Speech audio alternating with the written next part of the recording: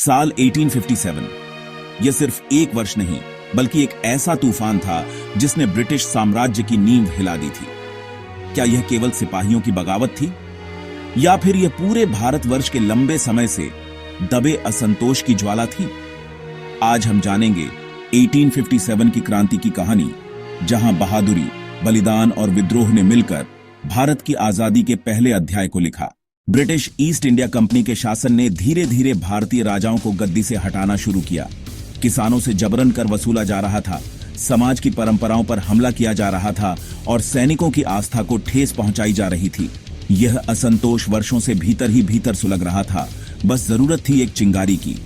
अगर हम विद्रोह के प्रमुख कारण देखें तो साम्राज्यवादी और प्रशासनिक नीतियां, सब्सिडरी अलायंस और डॉक्ट्रिन ऑन फ्लैप्स जैसी नीतियों से भारतीय रियासतों की आजादी छिनी गई।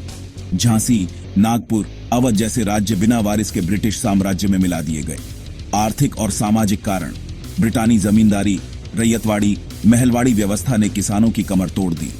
भारतीय उद्योग, विशेषकर कपड़ा और कुटीर उद्योग, तेजी से तहस नहस हो गया।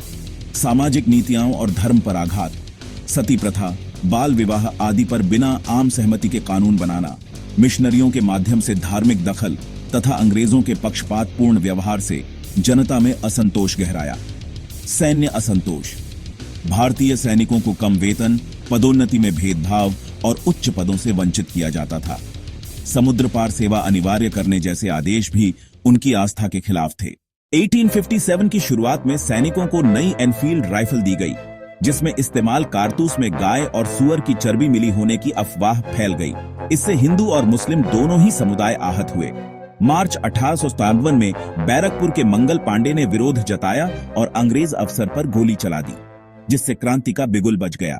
मेरठ से शुरू हुआ विद्रोह जल्दी ही दिल्ली, झांसी, कानपुर, लखनऊ, बरेली, ग्वालियर और बिहार तक फैल गया। दिल्ली, बहादुर शाह जफर झांसी, रानी लक्ष्मीबाई कानपुर, नाना साहेब, तात्या टोपे लखनऊ, बेगम हजरत महल बिहार, कुंवर सिंह। ब्रिटिश सेना ने विद्रोह को बड़ी बेरहमी से दबा दिया। कम संसाधन, स्पष्ट नेतृत्व का अभाव और मध्यम वर्ग के समर्थन की कमी विद्रोह की असफलता के कारण बने। ईस्ट इंडिया कंपनी की सत्ता खत्म हो गई और भारत का शासन सीधे ब्रिटिश राज के अंतर्गत आ गया। भारतीय सैनिकों की संख्या सेना में कम कर दी गई। प्रशासनिक ढांचे में बड़े बदलाव हुए। वायसराय का पद सृजित हुआ।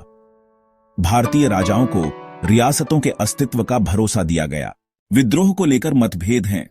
कुछ ने इसे सिर्फ सैनिक बगावत कहा, कुछ ने प्रथम स्वतंत्रता संग्राम। आज के इतिहासकार इसे विशाल जन आंदोलन मानते हैं।